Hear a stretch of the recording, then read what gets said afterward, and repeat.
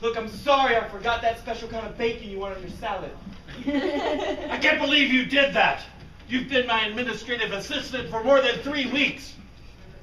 I know, it's feeling like almost a month.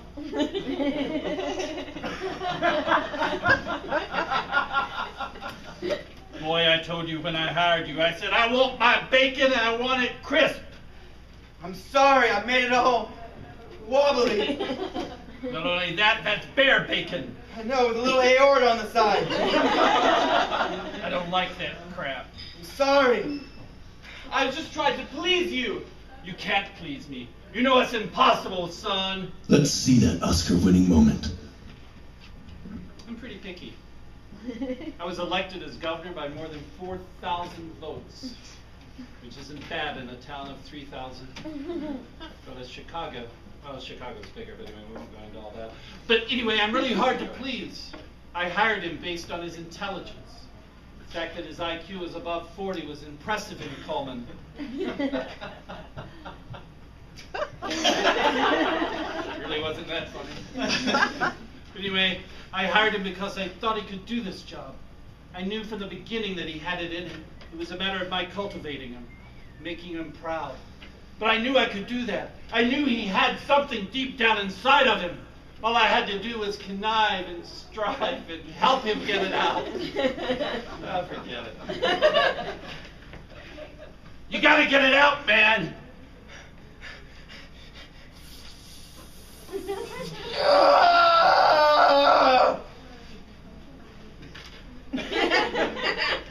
That's interesting. I've never seen a stitch like that. It's a butterfly. Here's my spleen. Okay. That'll go good on the salad instead of the bacon. It should.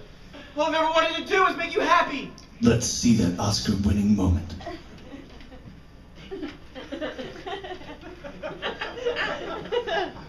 My whole life, I've just wanted to make the governor happy.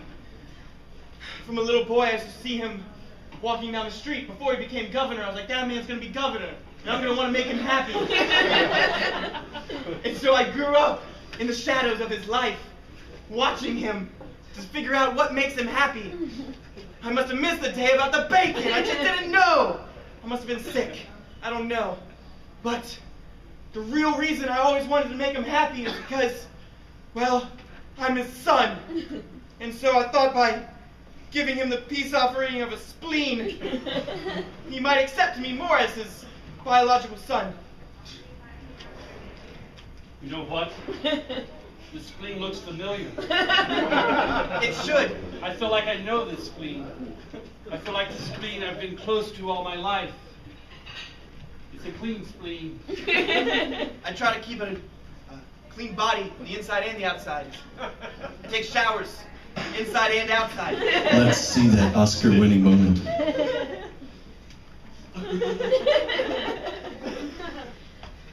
Everyone takes showers on the outside, but since I needed to make my father happy, I was like, my whole body needs to be clean.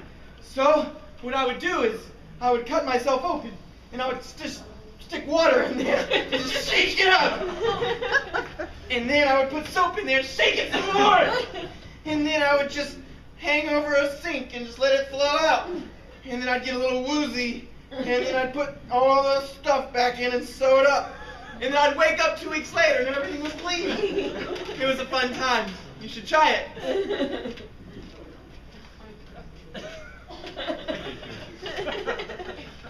know what?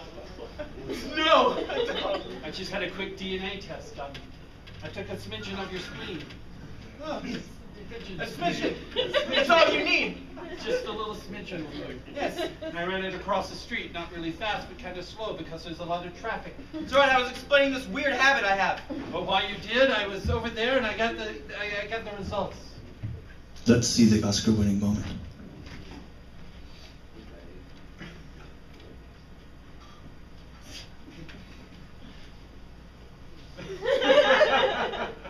It's the cleanest smelling spleen I've ever seen.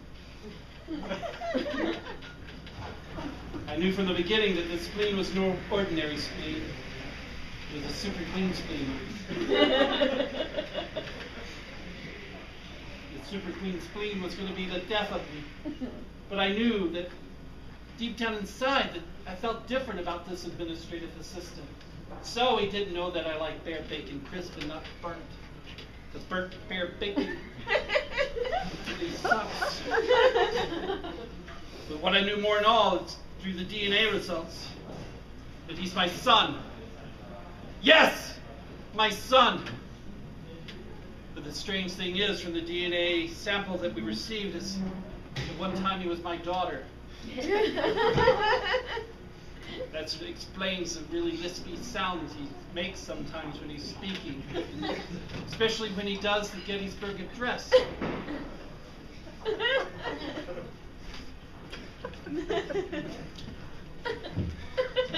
Fourscore and 7 years ago, I was created. 87 years ago? I look really good for my age. You do. But that's not important here. Earlier, we dressed you up as a little girl. I think it affected you. Yes, it did. The way you used to jump rope. You remember that? Yes, of course. I keep a jump rope with me at all times. Suddenly you sound like a character of a cartoon.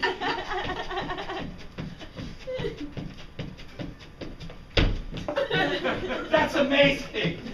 Oh my God. I'm glad I finally pleased you, Pop. You do please me. It's an occasional lisp. Not a continuous one. Not all the time. Not all the time. I would have said that otherwise.